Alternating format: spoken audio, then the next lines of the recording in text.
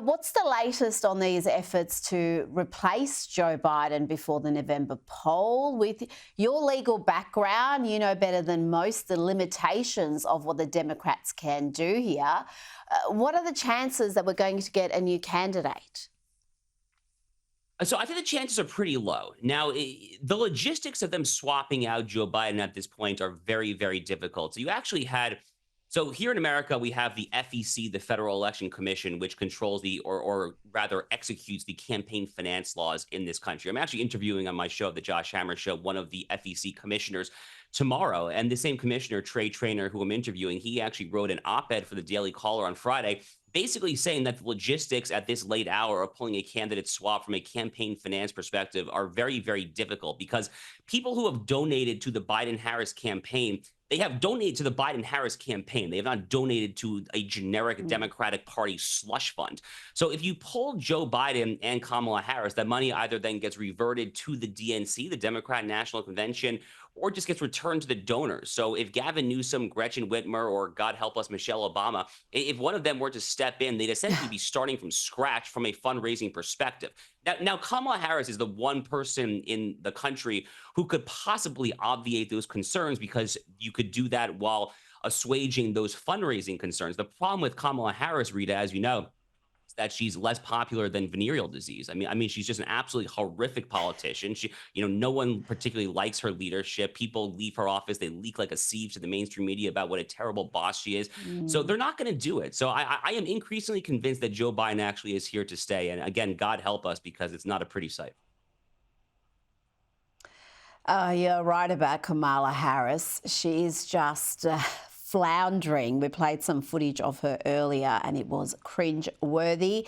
But in an effort to recover from that debate disaster, we saw the White House release this 33-second video I'm about to play you. God knows how many takes it took.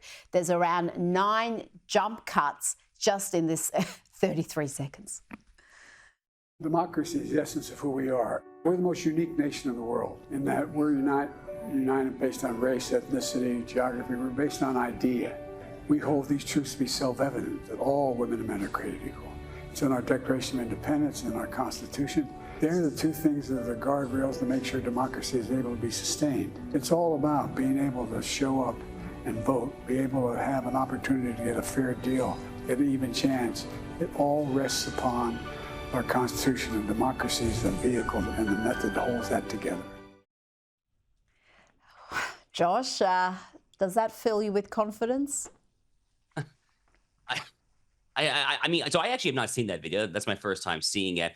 I mean, the man looks like he's about to keel over and die. And I don't say that with any kind of joy. I mean, this is the commander-in-chief of the United States military. This is the guy whose finger is on the nuclear football. This is the guy who ostensibly is preventing Xi Jinping from going into Taiwan and just seizing Taiwan's semiconductor manufacturing company. And this is the guy who ostensibly is going to prevent Vladimir Putin from going further into Europe and Iran from going further into Israel and the Middle East.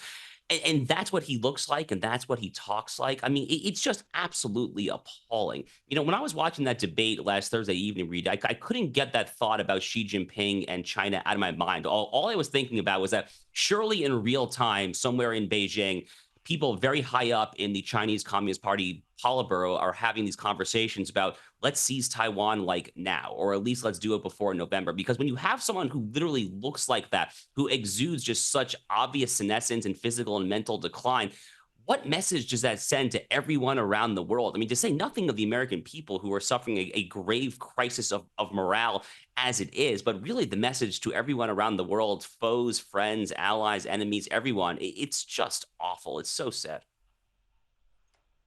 It is, and I heard some commentary from very astute people who've served under multiple presidents about just how vulnerable the US is right now, because its enemies are looking on and they know they've got a short window of opportunity to do what they want to do under this weak incoherent, lost Biden administration. And that just puts the country, and I think the world, at greater risk from the likes of China, Iran, North Korea, Russia, whoever our enemies are at the moment. I want to ask you about the House Republicans. They're suing for access to those tapes, those interviews between Joe Biden and Special Counsel Robert Hur, because based on those interviews, the Special Counsel decided not to criminally charge the president because he considered Biden would come across to a jury as someone who's very elderly with a poor memory. Essentially, he determined the president was not fit for trial. We know from Hur's report that Biden could not remember when he was vice president, along with a bunch of other important dates and events. Josh, what could these tapes, which the White House has blocked the release of, what could these tapes reveal about the president's cognitive decline? Well, first of all, Rita, where is Robert Hur's apology? I mean, he issued this report, this 343-page report, if memory serves. It was immediately just utterly excoriated. I mean, Joe Biden gets up there on national television that very evening, and he's palpably angry. Everyone in Democratic Party politics is angry. Everyone said that Robert Hur was a far-right MAGA plant deep in the bowels of the Department of Justice, that he was a Trump plant. I mean, they had all of these silly and juvenile insults for him. They said it was a hit job from a former Rehnquist law clerk. He clerked for a Supreme Court justice who's very conservative. And they had all these wild theories. Robert Hur deserves an apology because everything that he said was just revealed to the entire world to be emphatically correct, that Joe Biden obviously is not all there physically or mentally. And, you know, you can draw your own conclusions about whether he's fit to stand trial, but certainly Robert Hur's conclusions were definitely justifiable, at least in light of that. But what they're trying to do right now in the U.S. House, Mike Johnson is filing this lawsuit to get this tape because they've released the transcript, Rhea, but they refuse to give up the actual tape itself. And you might actually ask what the difference is. Well, the difference is kind of what we were just saying, actually, which is if this guy is getting up there and he's just stuttering and he's taking long, awkward pauses there. Again, this becomes a national security imperative when you have the commander in chief who is just not there. And you're talking here about possibly invoking the 25th Amendment, which is our provision of the Constitution that essentially declares the president is incapacitated. You have Congressman Chip Roy of Texas who is talking about trying to get that conversation started. It's not going to happen because it's the vice president and the cabinet that have to put those wheels in motion. So it's more of a talking point than anything, but it is the proper role of the House to do that sort of check. They had a subpoena. Merrick Garland, the Attorney General, ignored it. What else can you do? You file a lawsuit. So it's the right thing to do. So good for Mike Johnson for pursuing this, I think.